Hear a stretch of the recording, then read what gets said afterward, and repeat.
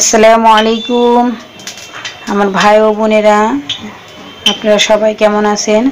আশা করি যে যেখানেই আছেন আল্লাহ তাআলা রব্বুল আলামিন আপনাদের সবাইকে ভালো রাখুক, সুস্থ রাখুক। আল্লাহর রহমতে আপনাদের দোয়া আমরাও সবাই ভালো আছি। তো প্রতিদিনের মতো আজ আরেকটি ব্লগ শুরু করলাম। আমি কি রান্না করব, রান্না করে তো চলে আসছি। সকালে নাস্তা খাওয়া হয়েছে। কালকে রাত্রে যে ভাত রান্না করছিলাম ওই ভাতটা ছিল, ওই ভাতটাই মা খেয়ে নিছি। এখন তো শীতের দিন, ভাত আর নষ্ট হয় না, ঠান্ডা বাতি খাওয়া যায়। তো আজ রান্না করব হলে যে বেগুন ভাজি করব। পুঁটি মাছ মশলা দিয়ে মাখিয়ে রাখছি, মূলা দিয়ে রান্না করব। মূলাটা আমি সিদ্ধ করে নিছি। এটা হলো মূলা শাকটা ভাজি করব, এটাও আমি সিদ্ধ করে নিছি। তো আমার সব মশলা কাটা হয়ে গেছে, এখন বসিয়ে দিব। আমি আগে হলো মাছ ভাজাটা দিয়ে দিব, কারণ মাছটা ভাজা হলেই দিব। বেগুনটা ভেজে নিব। তেলটা আমি কড়াইতে দিয়ে দিছি। তো আমি এত শুদ্ধ করে কথা বলতে পারি না, আমার কথা নিয়ে আপনারা করবেন না। আর আমার কথায় যদি কখনো কোনো ত্রুটিতে ভুল হয়, আপনারা আমাকে ক্ষমা দৃষ্টিতে দেখবেন, কারণ ভুল মানুষের হতেই পারে।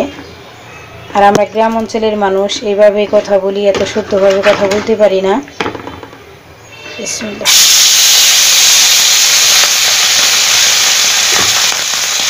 সবজি মাছ এইভাবে ভাজা হয়ে গেছে। এই তো বেগুনটা দিয়ে দিছি এখন। আর এই চুলায় হলো তরকারি রান্নার জন্য মশলাটাও কষিয়ে নিছি। সবজিটা দিয়ে দিলাম সবজি, মূলা দিয়ে পুঁটি মাছ।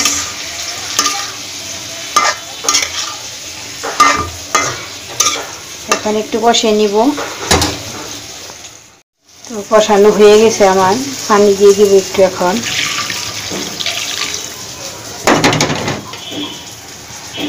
শীতের দিনে মূলার তরকারি দেখাইতে ভালোই লাগে। আমার মেয়ের আব্বুর অনেক পছন্দ এই মূলের তরকারি। আমার এতটা ভালো লাগে না, আমি রাগ করি মূলা আনলে, কিন্তু মেয়ের আব্বু অনেক পছন্দ করে। এদিকে বেগুন ভাজিটাও হয়ে গেছে।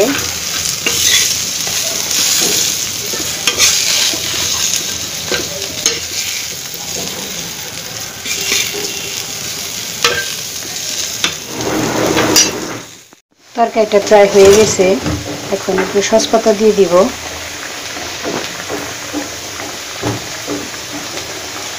এদিকে ভাজিটা বসিয়ে দিছি, ভাজিতে একটু সসপাতা দিয়ে দিই। শাক ভাজি, মূলা শাক রান্না হয়ে গেছে আমার। মাছ ভাজি, বেগুন ভাজি, এই কিছু মাছ রাখছি খাওয়ার জন্য, শাক ভাজি, এই হলো মূলা তরকারিটা। তো আজ দুপুরে রান্না বাড়া শেষ হয়ে গেল, ভাত রান্না আগেই হয়ে গেছে। মেয়ের আব্বু শুয়ে রয়েছে, শরীরটা বেশি ভালো না, অসুস্থ, দাঁতের ব্যথা। আজকে দাঁত ফালিয়ে দিব মনে হয়, এক্সি করে আসছে, বলছে তো আজকে দাঁত ফালিয়ে দিব, ডাক্তার বলে দিছে। এই কারণে তার নিয়ে আরও বেশি সমস্যা হয় আমার, অনেক বাইসা খায়। তো এখনকার মতো ক্যামেরা জায়গায় অফ থাকবে, আবার পরে আসবো। রাত হয়ে গেছে, রাতের বেলায় তো খাইতে বসবো। আমি তো এখনো বসি নাই, মেয়ের আব্বু ভাত খাওয়া দাওয়া করে না, এই কারণে মেয়ে বসে পড়ছে। অনেক রাত হয়ে গেছে, শুয়ে পড়বে হয়তো। আপু গো ভাইয়া গো ভিডিও দেখতেছে, তো ভিডিও তো একটা সঙ্গী হয়ে গেছে আমাদের এখন। ভিডিও না দেখলে ভালো লাগে না, সব সময় মোবাইল হাতে থাকে। মেয়ের আব্বু খালি বলে যে মোবাইল আর হাতে থেকে মেয়ে নামায় না। আমি সময় পেলে আমার হাতে, আমি না পারলে মেয়ের হাতে, দুজনের হাতে মোবাইল থাকে এই সব সময়। তো আপনাদের ভিডিওগুলো দেখার জন্য সবাইকে স্মরণ করি। তো সবাই আমাকেও স্মরণ করবেন, মনে রাখবেন। আমি তো আপনাদের পাশে সব সময় আছি, ইনশাল্লাহ থাকবো, চেষ্টা করব আপনারাও থাকবেন। এই তো মেয়ে মূলা দিয়ে ভাত খেতেছে, সাথে শুকনো মরিচ নিছে।